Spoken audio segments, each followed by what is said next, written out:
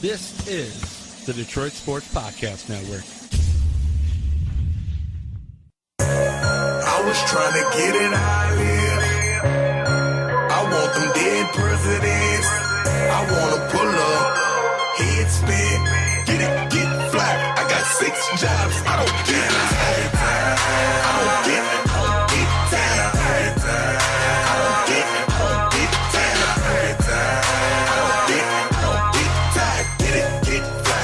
And we never, ever, ever get tired here on Two Bad Hombres. I am your host, Vito Jerome Churko, alongside my usual sidekick and partner in crime. That is the Doc from Doc and Jock, John Chuck, or John Charles Macaroon, as he likes to be called, and that's his real name. John, how's it going? Vito, welcome to the weekend. What a week of podcasting that we had. 3 podcasts together. But look, if there was anybody in this entire world that I'd want to sit and record a couple hours with, it's you, my friend. And, it's a testament to you, your hard work, and all the ideas that you pump out, when you text me late at night or when you text me ideas for the show. I'm really grateful for your efforts and things like that. So thank you again for helping me co-host Doc and Jock with Adam being gone. I'm looking forward to this great podcast. Big things for the network ahead, but obviously we got to talk about what everybody in the country is talking about, and that's Tiger Woods. Memorial Day, if you listen to the Doc and Jock podcast, we shared a little bit of stories about drinking responsibly, having a good time. But Tiger Woods, I guess the news did break officially, and there was more added to the story in that when he was found by the police, he was unresponsive, sleeping literally at the wheel. So when the news first broke, people thought that, he was under suspicion of DUI, as it was reported, but the breathalyzer actually showed that he blew a .000. And he came out and made a statement and said that he kind of was unaware of the powerful effects of the prescription drugs that he was on. And he was found, though, asleep at the wheel, obviously impaired. So at first, people were very judgmental. We're making a little bit of jokes about, his driving ability, quote unquote, kind of making fun of the fact that on the golf course, his driving ability has been hindered. And then you look at it, a couple days later, the news actually was released in terms of the facts, in terms of the fact that he was found asleep at the wheel when the police released the information. But first of all, for you, Vito, are you concerned about the mental health of Tiger Woods like many people are? Because when I first saw the mugshot and when the news was released, I was really alarmed, and the psychologist in me was really frightened a little bit for Eldrick Tiger Woods. Well, all-time golf legend Jack Nicklaus says that Tiger Woods needs our help. That tells you right there that Tiger Woods is not in a great mental state and needs help big time and probably will never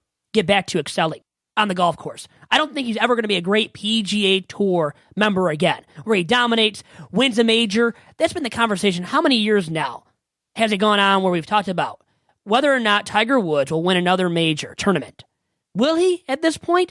I mean, with this happening, the DUI, it delays all that from even occurring anytime soon, I think. So if he was making progress, guess what happens to that progress? It's diminished. It's deleted. Really, right? There's no progress now. He has taken how many steps back?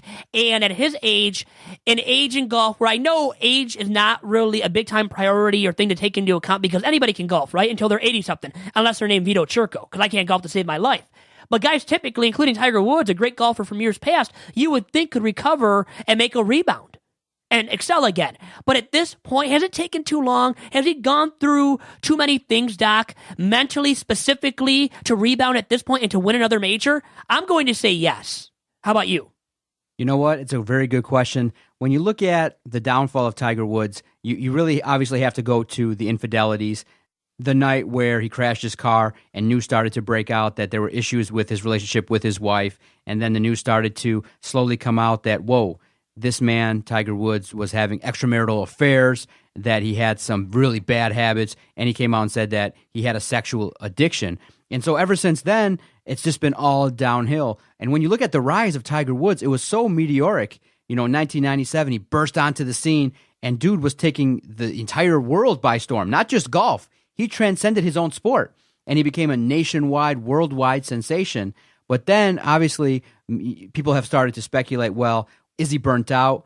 Did he play too much golf at a young age? And was he burnt out on the game that he grew up playing and loving because of the fact that, hey, he was willing to potentially risk it all for, the pursuit of women and for the pursuit of things other than golf. Maybe when things come too easily for you, then you start maybe not focusing your attentions on the game of golf. But injuries have plagued his career, and that also ties back into the fact that he started playing golf at like 2-3 years old. He put his body through such a grind in order to become a world-class golfer. You don't just show up and become a world-class golfer, Vito.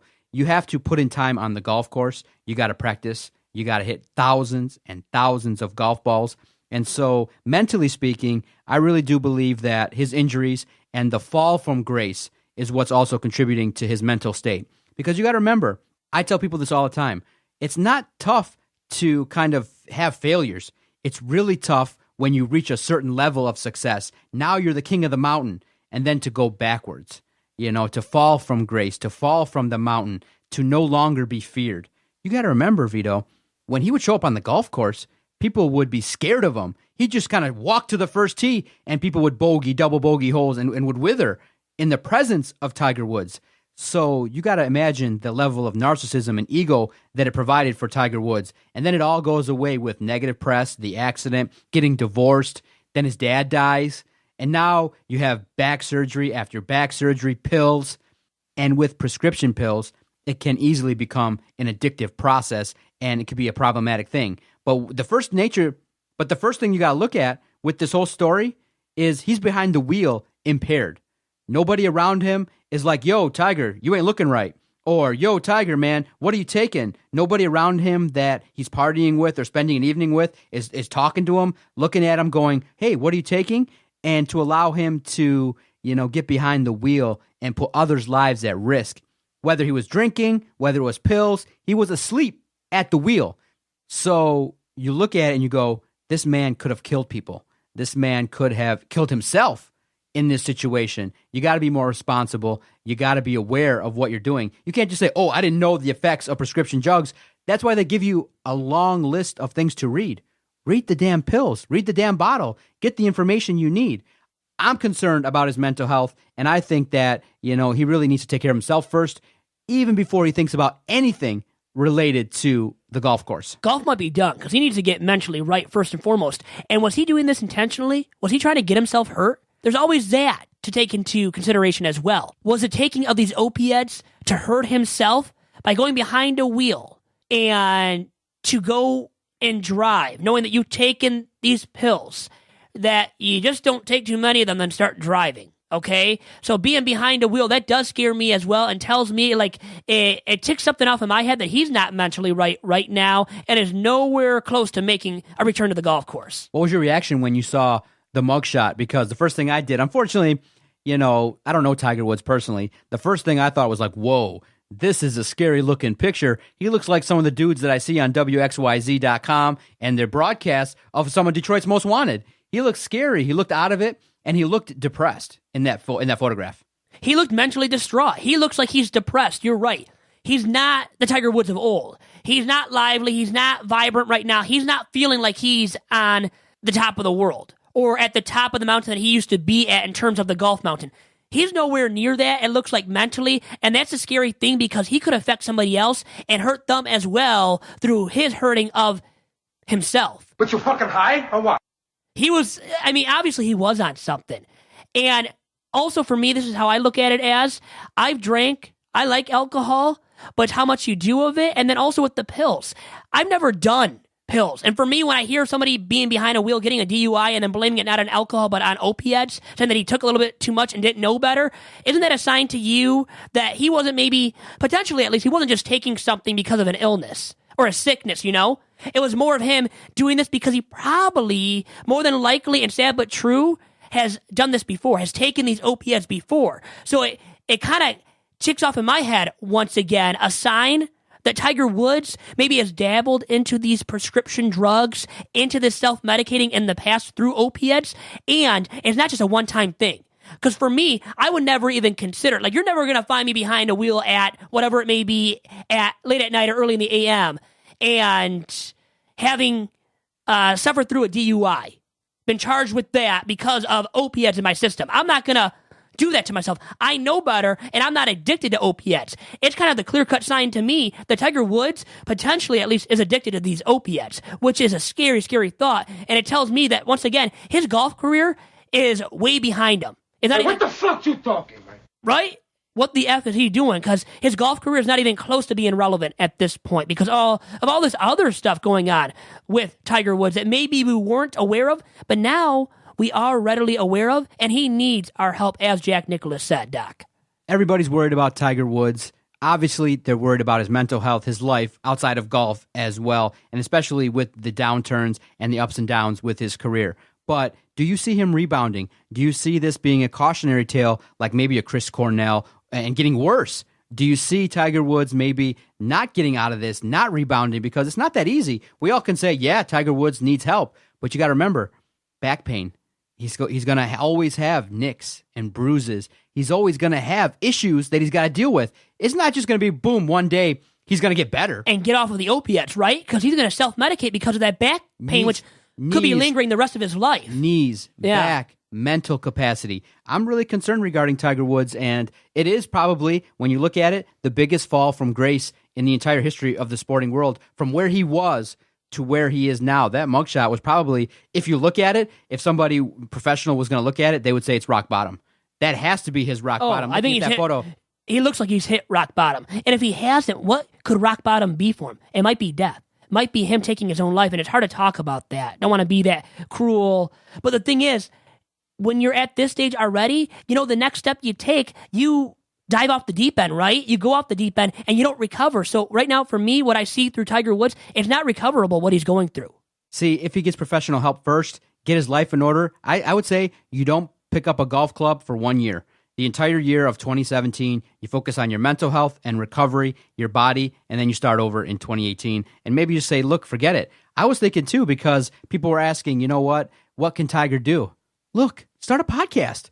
Have Tiger Talk Woods about your issues, right? Even. not talk about his issues. No, I don't think he's going to be like. Well, to get through them. Talk about your issues. Vito, what he's gone through. Welcome to the Tiger Woods. Welcome to the Tiger Woods podcast. Well, Talk about my health. No, you open up on your first podcast. You admit your problem, maybe, or at least maybe he joins a group where he can admit his problems, right, and talk about them openly. I think he should interview other golfers. He should be around the tournaments. He should be involved. He should be announcing. He should be sharing his wisdom to the masses regarding that brain of his, because I do believe there is such vast knowledge in that brain regarding golf. He could tell you what these guys are going to do probably before they do it. So I would say that if he wants to broadcast, if he wants to get into maybe podcasting or radio talk, that would help him stay around the game while he's rehabbing, and then he could get back to maybe a certain level of competitiveness, because, it must be really hard too, because he always said that if he didn't feel like he could win, he didn't want to start, he didn't want to play. Because he always was the guy that didn't accept second place. He was so driven,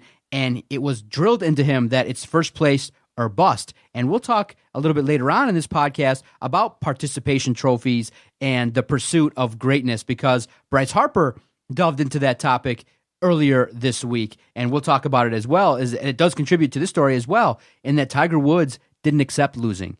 So mentally for him, where he's at right now, it's got to be devastating, and I'm concerned too. But I think somebody's got to tell him, look. I feel like emailing him and being like, look, get out there, broadcast, do something. But he's different. still around golf. Didn't you say drop golf cold turkey? Maybe he needs to do that and get away from it completely. But playing and broadcasting, you're still around the golf course and around it too often. So get away from the clubs completely. Throw out your own clubs and don't think about golf for a straight year. I think he might need that, Doc. Okay, upcoming, we got a new segment. Tell me about the segment that I named Fresh Feedback. I wanted it called something else, okay? But it's called Fresh Feedback, and I think we're going to get some great feedback and fresh feedback from Marlowe Alter of the Detroit Free Press after this quick commercial break. Vito, I want to tell you about Podomatic.com, our host site. When Adam and I first started this podcast, we were looking for a place to host the recorded audio that we did. And I'm happy to admit, we started our podcast from my basement. We would do it every single week, and we'd try to find a way to upload it to the internet. And the first thing that I Googled was easily uploading podcasts. And the first site that popped up, number one, was Podomatic.com. And the reason why we stuck with them was, from the time we record a podcast, Vito, to the time we upload it, 5 minutes. Everything was done so easily. Everything was done flawlessly. And we would shoot out links, and people could listen to it. I remember the first time that I pushed the Podomatic link, and the excitement I felt like, whoa, we just did a professional broadcast and put it out to the world. And with Podomatic, it allows you to start and grow your podcast. We've recorded 500 to 600 podcasts on this platform. You've uploaded podcasts to Podomatic, and you can speak on how easy it is. Very easy. Simple as that. Podomatic.com. If you're looking to start a brand new podcast, Doc and Jock, Vito, Jerry, Jason Jarvie will recommend one host site, Podomatic.com. Sit down. Be humble. Sit down. Be humble. And now joining me on episode number 22 of Two Bad Hombres as part of a brand new segment called Fresh Feedback is Marlowe Alter, the sports web editor for the Detroit Free Press. Marlowe, how's it going? Hey, good, Vito. Thanks for having me on. Well, Marlowe, it's always great having you on, and it's been way too long. And you're a basketball guy. I know that big time. Now, you recently wrote a piece reflecting on what Bill Laimbeer said about LeBron James. And he favors LeBron over MJ in that comparison / big ongoing debate that will go on until the end of times, until doomsday, in my opinion. Now, for you as a big-time basketball aficionado over the years, who do you prefer in that debate? At least currently, LeBron or Michael Jordan? Well, disclaimer real quick. I mean, I'm 26, so I never really got to see Jordan play in his prime, at least. But, going through some of the stats and reading a lot of articles, I think it's a legit debate. Anyone who says that, Michael was way better or LeBron's way better, I don't think, A, they know what they're talking about, or B, they're definitely biased. I think it's a legit argument. And it's tough. I mean, first off, they play different positions. And LeBron's obviously much bigger, 6'8", 250, 260. Michael Jordan's was about 6'6", in the low 200s. So LeBron has the physical edge there. He's also, a better passer, for sure, and a better rebounder just because of his size. But you got to give Michael the scoring edge for sure. And I think, and this is where I give Michael the edge, is just mentally. I think he was on another level. And LeBron's starting to get there, but earlier in his career, I don't think he had that killer mentality that Jordan always possessed. So I would give the edge to Michael there, but I think it's closer than a lot of Jordan fans will give it credit for. I think it's very darn close, and I believe Laimbeer brought this up in the argument, too, that LeBron can do more simply with the basketball, too, as a passer, as a rebounder than Michael Jordan. But Jordan has more rings. He has 6 rings, LeBron only 3 and 4 currently. And how much should that weigh on the conversation and the ongoing debate between who is the best NBA player of all time? For sure. I mean, that's Jordan 6-0 in the finals, LeBron 3 and 4 coming into this year's finals. That will always stick out, for anyone who just looks at the numbers. But I think there has to be some context when you look at that. You look at some of LeBron's finals losses. 2007, he dragged arguably the worst finals team ever. He beat the Pistons, obviously, with that incredible 25 points in a row game. Beat the Pistons, and then lost to the Spurs 4-0. I mean, they had no chance really against Duncan, Ginobili, Parker. So just to get to the finals there was quite an achievement. And then I think you look at 2015 against the Warriors, that first battle. The Cavs, obviously they lost Kevin Love in the first round, and they lost Kyrie Irving in game 1 of those finals. So to hold that against LeBron is, I think it's kind of ridiculous to hold those 2 losses against him. And what he did in those first finals against the Warriors was incredible. I mean, averaging basically a triple-double with guys like Matthew Dellavedova and Tristan Thompson and J.R. Smith as his, second, third, fourth best player. So I don't think you can hold those 2 against him. So if you strip those away, I mean, the Mavericks series in his first year in the Heat, he definitely, fell apart in that series. So I hold that one against him. And then 2014, they lost to the Spurs. Spurs were a better team. Wade was kind of falling apart. LeBron had a great series there, but I guess you can't really hold, like I said, that Spurs series that's in 2007 and that Warriors series. So I think you got to look at the context in every stat that you look at. But Jordan going 6-0, it's a remarkable stat. But Jordan never faced a 73-win team in the finals as LeBron did in beating the Warriors last year in the finals. So for me, exactly. That's what really elevated LeBron near the level of Michael. I think if they lose those finals, even though the Warriors were the favored team, I think that win for sure is the biggest one. And then Marlowe Alter of the Detroit Free Press on with us here on episode 22 of Two Bad Hombres. For me, too, if LeBron wins this year, he's 4-4, has beaten the Warriors, one of the greatest teams in NBA history, perhaps, back-to-back years. I think that could cement his legacy, potentially at least, as the best player of all time, or at least elevate his status in considering him as the best player, and better than Michael Jordan, obviously. Well, yeah, and another thing, people love to romanticize about the past, right? I mean, anyone who says Jordan's way better, they forget all, the issues he had early in his career trying to get past the bad boys Pistons. He had trouble, being able to share the ball and get his teammates involved. LeBron never had that issue.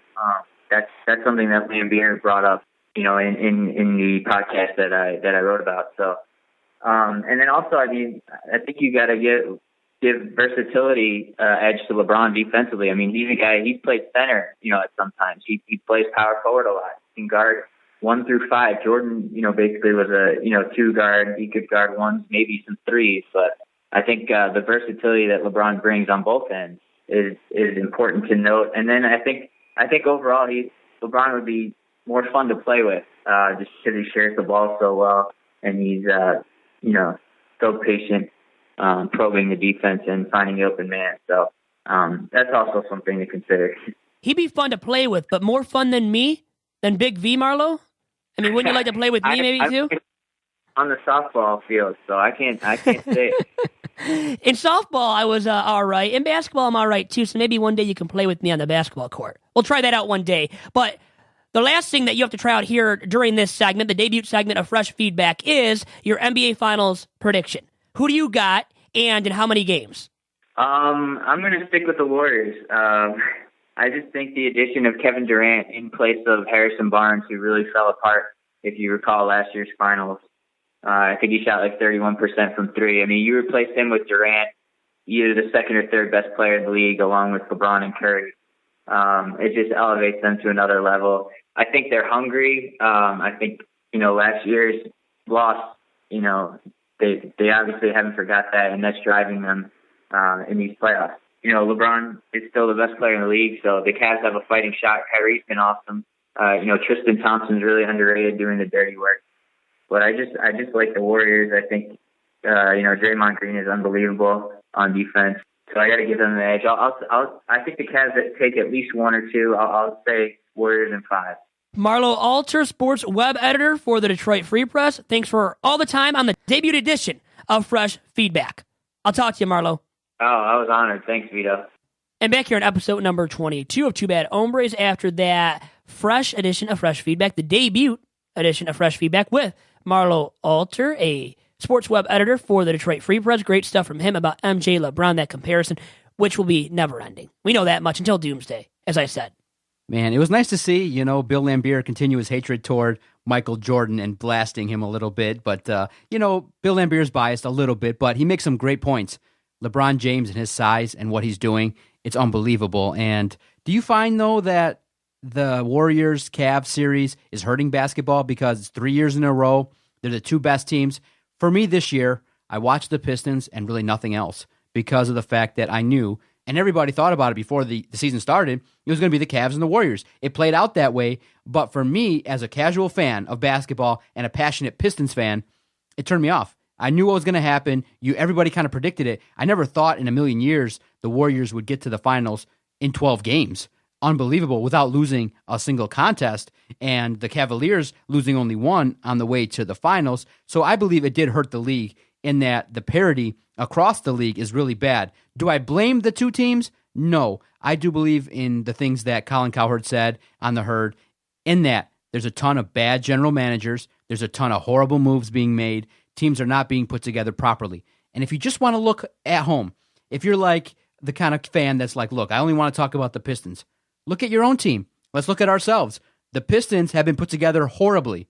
Reggie Jackson is the point guard, and that's a guy that Stan Van Gundy penned and has said that this is the guy that's going to be the future of the Pistons at point guard. No, he's a career backup. He's the guy that is a Russell Westbrook wannabe.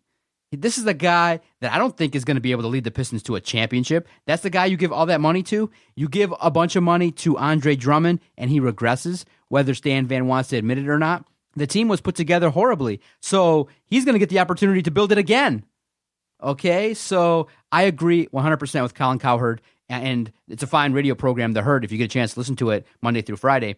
I agree that the league has to do a much better job with coaching, and the general manager's got to do a lot better job of picking when they have high draft picks, because not everybody's going to tank. Not everybody's going to have the opportunity to be the 76ers and pick year after year 1 or 2 or 3.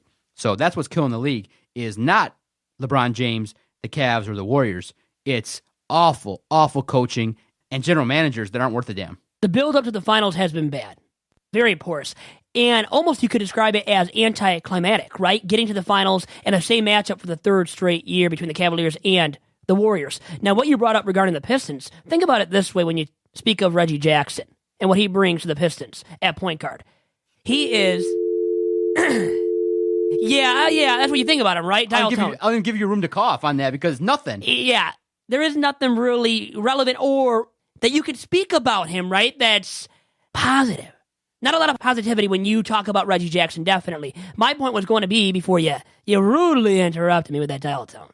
Anyways, wanted to say Reggie Jackson, the thing is, he's a poor man's Russell Westbrook, and guess what? Russell Westbrook is deemed as a guy that you can't win a championship with. So if he's a poor man's version of that, what does that say about Reggie Jackson as a point guard, as a floor general?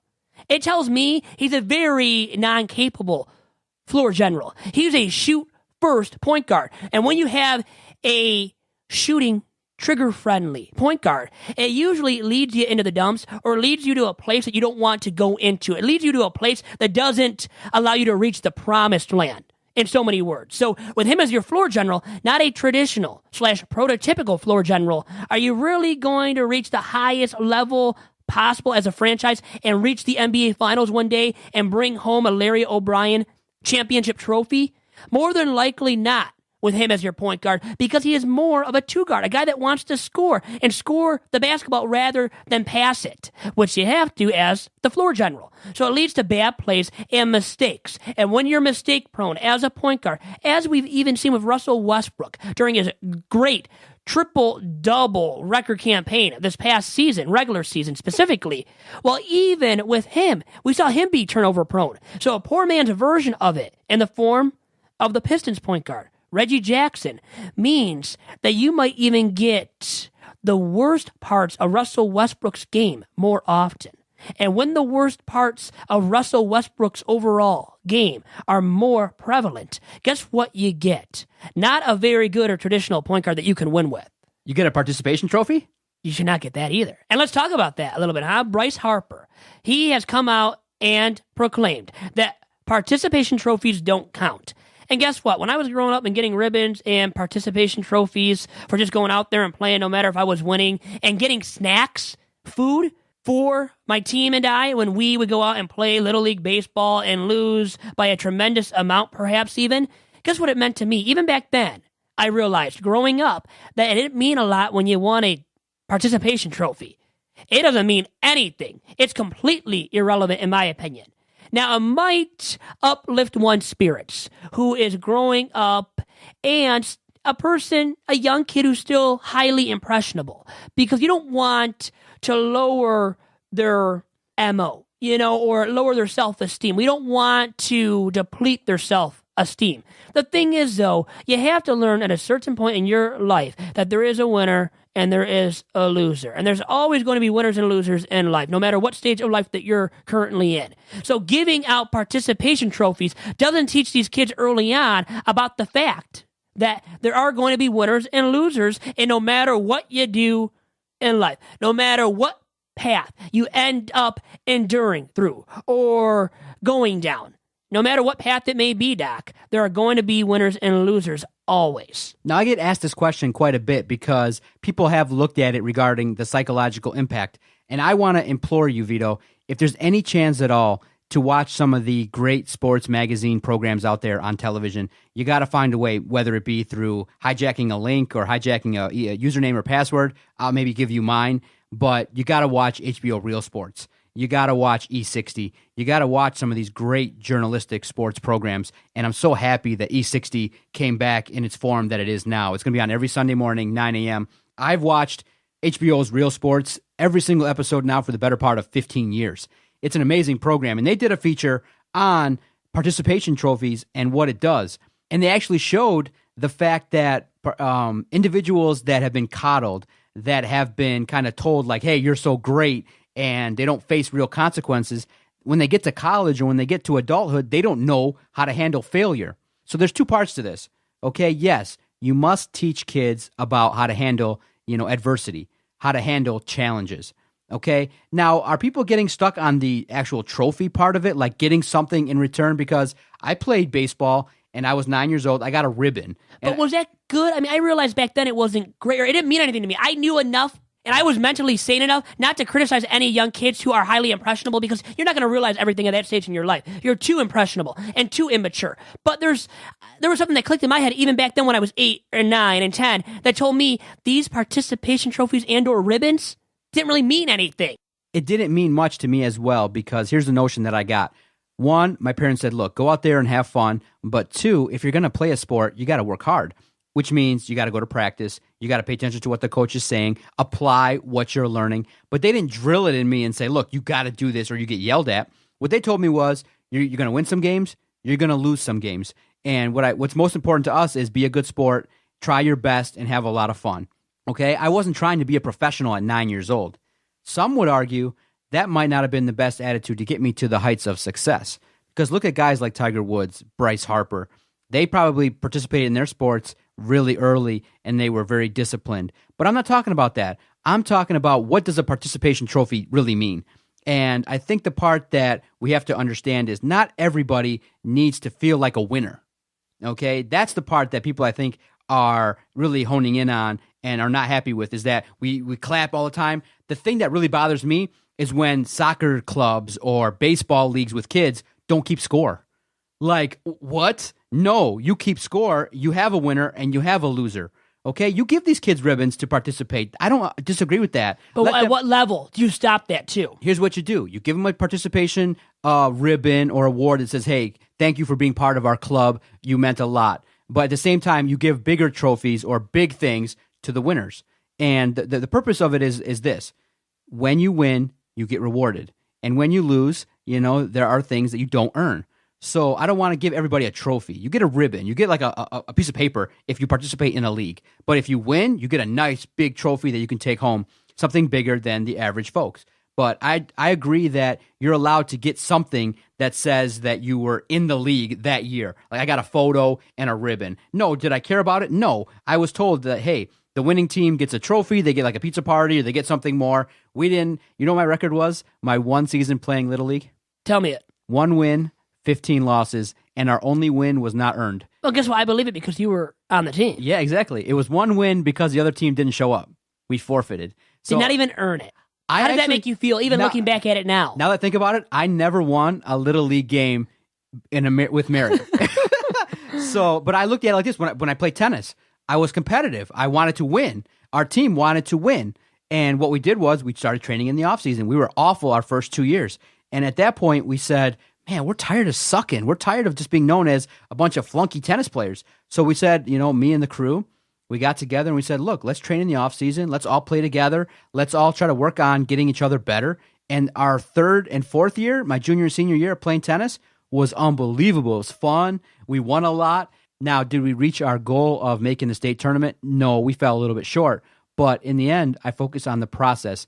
I think the part that Real Sports talked about in their piece that's most important is you have to let kids fail and talk to them properly about how to fail, about what it means. Doesn't mean that you're a failure. Doesn't mean that you're a flunky for life. It means, hey, look, in this situation, you are not good enough, but you can taste success more often if you do certain things, okay? And great points were made by a lot of people who have commented on this on our Twitter page at Detroit Podcast, but I think one of the single greatest things that people have messaged us, and I do agree with, is not everybody is a winner. No. Okay, there are podcast networks called like Podcast One. They get 400 or 500 million downloads a year, as opposed to what we're doing. Okay, $100 million a year. So it's I was being facetious, Vito. You're looking at me like, what? We get $100 million? No, I know you're not being truthful. I know you're being sarcastic there. Yeah, but there are podcast networks that are better than us. There are podcast networks that are worse than us. But what we do is we compare ourselves to each other, and we say, hey, can we do the best show possible? Can we get the biggest guests that we can? Are we getting better? Are we engaging in good conversation? Is the show sounding good? Is it sounding better than others? And all we can do is do the best that we can and let the chips fall where they may. But you don't just get like Vito, when you leave here, I can tell people, I don't just say, hey, Vito, great job. You're the best podcast host ever. I say, no, Vito, I'm thankful you're here. You always hear the compliments. And I also say, look, you could have did this better. You could have did that better. We all do the same thing. And I listen back and I go, oh, why did I say that? Or why didn't I pursue this angle? And you have to do that. You have to critique. The problem with society nowadays is you can't constructively critique anybody. Everybody gets defensive. Everybody gets a little bit nervous. They're like, no, I'm great. I'm good, because they've been coddled. They haven't tasted failure. I tasted failure so much, I could write a thesis on failure. But then in turn, it makes the successes unbelievable. It makes it super fun to cover an LPGA event as an amateur podcaster, right? Vito, think about that. The doc, a guy that's not a trained journalist, not a media member per se. I'm not traditional media according to the pro teams.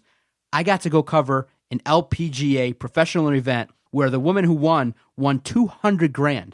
I got to see it right up front, right? Like from where you're sitting in your seat to my seat, I got to watch her play professional golf. I look at that and I go, wow, look at the ability that we got and where we can take this from the basement to the golf course to the basketball arenas and colleges. We can do a lot of different things with this project. And I say to myself, it would not have been as good had we just been given that the first try.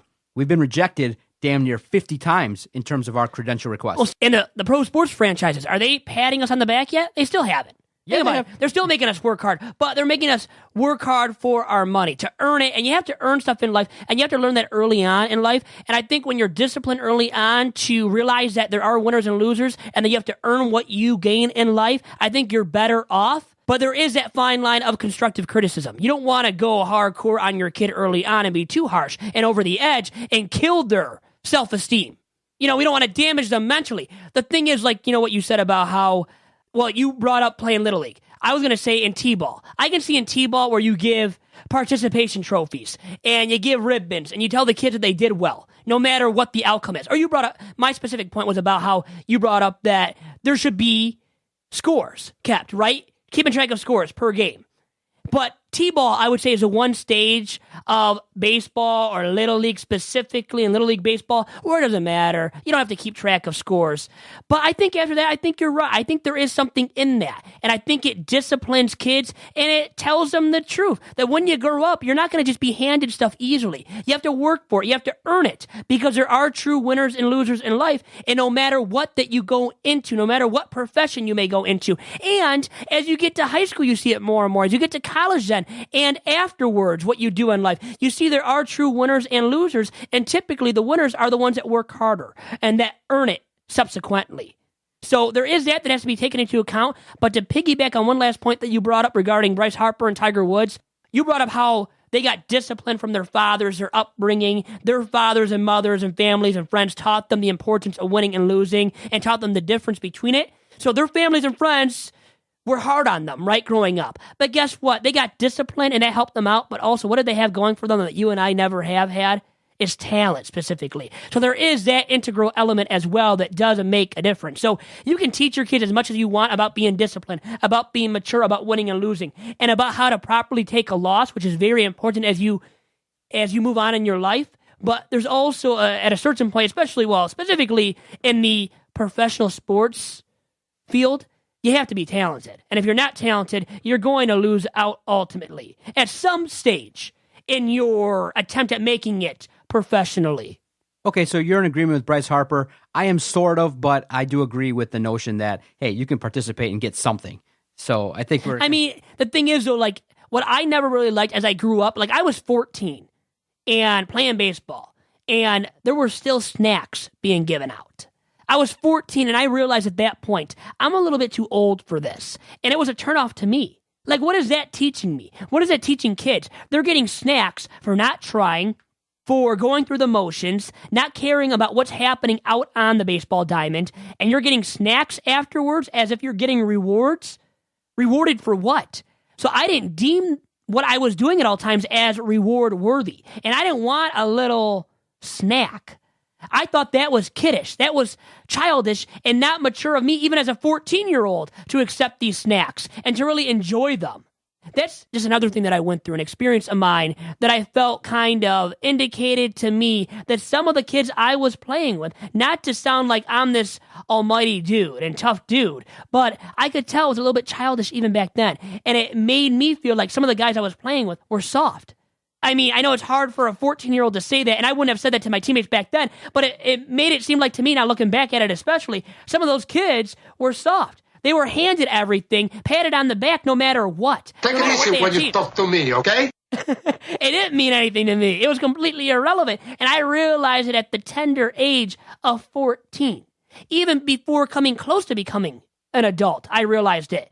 And I think those that never realize it, they don't take the constructive criticism the right way, in the right manner. Although there is that fine line, as I said before, about how you approach one in delivering constructive criticism. If you deliver it in the proper manner and have that person being able to realize that you're being constructively giving critiques and not just saying that or trying to F somebody, I mean, in how you approach them with your critiques, if you constructively go about it, that person, male or female, should be able to receive it all right and not take it the wrong way. Was that 5 minutes before I got a chance to respond? I literally forgot what you were talking about.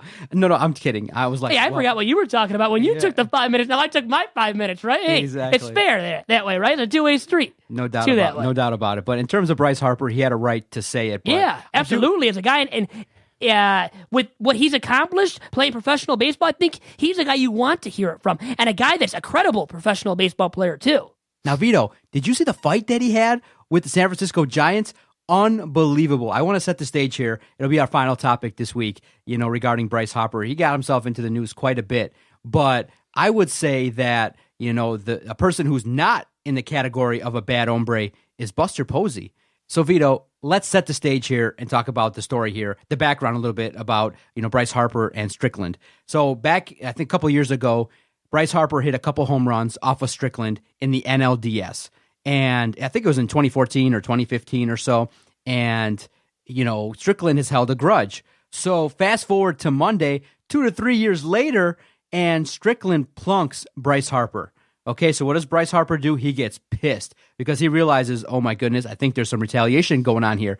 So he runs up to the mound, and I think one of the funniest memes that's going to be produced in 2017, takes his helmet and throws it, and he's like 5 feet away like you are to me, and misses it by 7 yards. He throws it to the right of Strickland, and it looks ridiculous. You got to go see it. Bryce Harper with the whiff throwing the bat, because I think he had the intention of crushing Strickland with his baseball helmet, but he whiffed.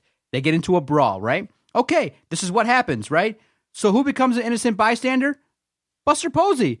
He doesn't protect his pitcher. And not only, though, is he a catcher, a world-renowned catcher, people respect him, he's the captain of the San Francisco Giants. Everybody looked at it and said, okay, listen, we'll talk about fighting in baseball, and you and I will get into that rather quickly here. But in terms of what Buster Posey did, you got to stand up for your teammate, bro. You can't just stand there and, what do you got, your thumb up your ass? But maybe he thought, Strickland, why did you do this to the most fiery guy in all of Major League Baseball, and Bryce Harper? Maybe he felt it wasn't warranted. What was your reaction to it? Harper took it too far by throwing the helmet. Now, that was scary, but funny. I was laughing at it myself, seeing how he whipped that man. He threw that 100 miles per hour, that helmet. And it was scary because it missed Strickland, but then you start thinking, like you said, now I don't think he had the intention, actually, as you said, of hitting Strickland with the helmet. But what if he did? If he would have hit him with that helmet head on or straight on with as close of distance that he was in to Strickland when he threw the helmet, actually, man, he would have killed him. He would have messed Strickland up. Vito, are you hearing some whispers about, okay, if the pattern of fighting continues and pitchers are going to throw 100-mile-an-hour fastballs at people's backs, you know what hitters are thinking about doing? Oh, I'm going to take a swing and accidentally let go of the bat and let it twirl toward the pitcher. That's what's being talked about right now if this continues to escalate. But guess what happens then? The pitcher keeps throwing. He'll keep throwing at the batters then. If the batters are going to do that nonchalantly, unintentionally, or supposedly nonchalantly and unintentionally, guess what? The pitcher has a right to retaliate and to go back at batters in subsequent at-bats and throw at these guys. But I can see where the batters, they have the right to stand up for themselves, like Bryce Harper. And guess what? Bryce Harper is going to always defend himself and stand up for himself. And he has the right to do what he did, to retaliate. Now, in the manner in which he did it, maybe he went a little bit too far. He maybe did in throwing his helmet, like I said, because that's when it becomes scary and out of control. And obviously, whenever you approach the pitcher who throws at you, the pitcher doesn't have the total right to throw at the guy. But the batter also, in coming after the guy, you know what it leads to? A subsequent brawl, all-out brawl between the two benches. And that's when guys can get hurt, and you better watch out. When you're Dusty Baker, the Washington Nationals manager, you better watch out for your star player and hope he doesn't get hurt in a brawl. Because if he gets hurt in a benches clearing brawl, guess who looks bad and has to pay for it at the end of the day? More than likely the manager in Dusty Baker, as in the case of the Nationals and Bryce Harper and dealing with him. Baker, the manager of the Nationals, he would have to deal with that and would hear a lot of harsh criticism because of it. So I think it has to be a little bit controlled as much as you can. With Bryce Harper, it's hard to control him because of who he is and how he is as a ball player, how he handles himself. He's so fiery, you're not going to keep him in control 24/7. You're not going to. It's impossible. But maybe you tell him, you take him aside, and maybe Baker did this after this benches clearing brawl, took Bryce Harper aside and said, we don't want you getting hurt out there.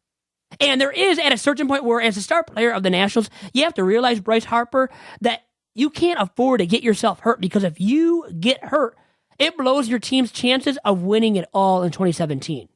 And in any case where you involve a star player in a benches clearing brawl, you take the risk of that player getting hurt, and with him getting hurt, ruining your club's chances of going somewhere in that particular season. And that's where it scares me, and where I think the managers have to sit aside or, step up and take control and take their players aside and tell them that they are taking a big-time risk when they are engaging in these benches clearing brawls. I could not disagree with you more. Look, we're talking about it. I think if you remove fighting from baseball, nobody talks about baseball. It's something that adds a little bit of life. It's an unwritten rule. Vito, I'm in favor of pitchers doing some things to get a mental edge as a competitor. If it involves pitching inside a little bit, I'm not in favor of them plunking guys in the head or in that region. But look, if you need to maybe throw at a guy's ass or throw at his legs and you can control it, hey, it's all part of the game. It's part of a mental edge. But I do believe that, hey, Bryce Harper had the right to defend himself and the pitcher standing there. So it's better than potentially what we're hearing now about batters maybe taking a bat to a pitcher. So I know there's a potential to have things escalate, but that's why you have a catcher standing there to maybe get in the way of the batter protecting his pitcher. So when you have a brawl, there's a fair opportunity for everybody to put up their fists and have a fair fight. But Buster Posey, what he did was he lost respect, I believe, that day in terms of the clubhouse. You go to yourself, you go, wow, I'm in the trenches here. I'm going toe-to-toe with my opponent, and an opponent's coming at me, and you're the last line of defense. You just stand there with your thumb up your ass. I say Buster Posey might not have the same amount of respect, and it might cause detrimental harm to the San Francisco Giants. I think all in all, the unwritten rules of baseball are fine. They're fair. It adds a little bit of spice. We're talking about it. There's highlights. There's a little bit of excitement. I like bench clearing brawls, but I don't like passive catchers not doing anything. And I do believe that, hey, what's one of the all-time great memories that people have? Nolan Ryan whooping the ass of Robin Ventura. It's a great all-time memory, but there are unwritten rules that have to take place. Should retaliation take place 2 years, though? That's a little bit weak, in my opinion. It's petty, I think, of Hunter Strickland. And that's where maybe Buster Posey saw that as well, didn't see eye to eye with Strickland, and who knows about the Giants' entire clubhouse? What if they also thought that Strickland was being petty by throwing at Bryce Harper long after the fact? So maybe it was that. And it being detrimental to the Giants' clubhouse, I don't believe in, because right now, Posey's status as clubhouse leader and captain has been cemented already by winning World Series championships. He is by far the clubhouse leader, and him not reacting to Strickland throwing at Harper and trying to defend his pitcher, him not making the attempt to defend Strickland in that brawl, guess what? It's not going to cause Posey to lose his status as the clubhouse leader. I think you're taking it a little bit too far in saying that, because Posey has been cemented as the clubhouse leader. And the Giants, best player truly for a long, long time. Well, outside of Bumgarner and him. But of the players that play every day, Posey is a man in that clubhouse. He's not going to lose his status or MO as that clubhouse leader by not taking the side of Hunter Strickland, and something that Strickland probably should not have done at this point. Okay, so we'll agree to disagree. I like the fighting. I'm fully in favor of it. I think that it's, something that has been a part of baseball for a long period of time. It's not getting too much out of control. I think that baseball kind of writes itself, and sometimes there's some tensions that boil over, and pitchers got to find maybe an easier way of handling it other than maybe plunking guys and maybe, ending their careers. But hey, if you got to pitch inside, you got to be aggressive, because these guys, these hitters, they're getting large, and they are massively stroking the baseball, and they're crushing it, and it's making it harder for pitchers to do their job. So I'm all in favor of pitchers maybe playing a little bit of mental games, and if it involves fights, so be it. And I know people do overreact a little bit, maybe part of a society that's getting a little bit weaker. But in terms of baseball fights, I'm all for it. I see nothing wrong with it.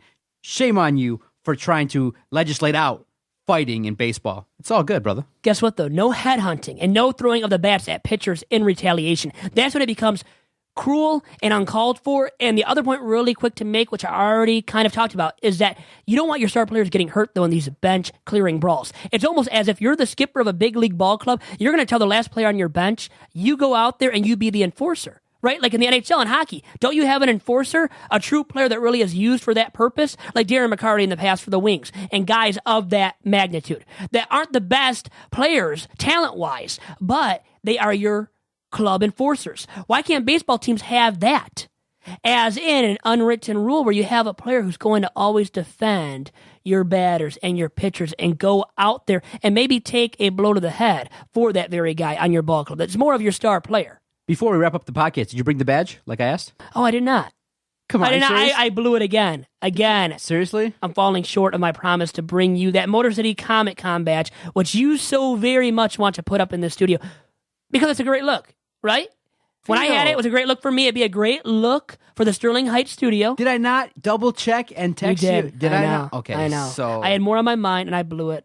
We can leave this week's podcast with that I blew it.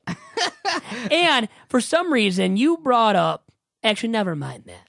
What'd I bring up? What's that? You brought up masterfully stroking, something about these big batters stroking it. Mm-hmm. You said something like that. The batters can stroke it. Huh? That's the way you put it? Hey, you wanted to keep you honest here. That's the way you put it? Hey, man, these big batters are getting huge. They're roided up. They're full of amphetamines. They're well-rested, unlike our Detroit Tigers. And they're apparently more well-rested than our Tigers. And they're mashing the hell out of the baseball. So pitchers got to do what they got to do, man. And if you're a pitcher and you got to pitch inside, you can't be scared. It's a no-scared zone playing professional baseball. And, hey, what are you going to do? But this is for you. You fucked up. Again, you had to hit me with that, huh? You fucked up. Bring it next week, okay? Because, look, let's see, let me count over here. I got 7 badges, and I wanted to make it 8, all right? So, I mean, the Motor City Comic-Con one I didn't earn, per se, but I did get it for you guys, but I want to showcase it here at the podcast office. It's for motivation. Really quick, what's the biggest one that you want to put up on your mantle at home one day?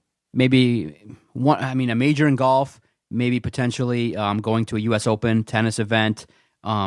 A Detroit Tiger one would mean a lot to me. A Detroit Lions badge would mean a lot to me. But I want you to read this, okay? Because when the Detroit Tigers, real quickly to wrap this up, when they had the issue last week about being tired in the series versus Houston and the series versus the Chicago White Sox, you and I spoke on it earlier this week regarding being tired. This was something that somebody actually tweeted me from their personal account. And I'm like, oh my God, I can't believe you wrote that to me. So I want you to read this, and this is going to be our motto. It's hard to get anything done with no sleep, no matter what. Get out of here with that. That'll be our motivation, Vito. No sleep? Come on, Vito. You and I can get a lot done, and we're going to keep trying to strive for greatness, to try to do great podcasts, get great guests. So it was a fun week of podcasting with you, but it's a great motto. It's hard to get anything done with no sleep. Please, I'm of the motto, I'll sleep when I'm dead, and we'll keep striving. And I think that's what makes us a really great podcast network is we don't get tired. And Doc, I'll leave everybody with this. They already know. Players got to do what they got to do, and podcasters got to do what they got to do, and never get tired. Hey, what never the fuck you talking, man? No matter what is said and dropped by you with your lovely drops, you love to get in to attack me and deliver a few blows. But yeah, never This get. sounds like a great big pussy. Just waiting to get fucked. Try to never be that. Incredible line to leave you guys with as we depart from episode number 22 of Two Bad Hombres this week, Doc. See ya, everybody. We Adios. fucked up. He got away. I was trying to get it how I live. I want them dead presidents. I want to pull up, head spin, get it, get fly. I got 6 jobs. I don't care.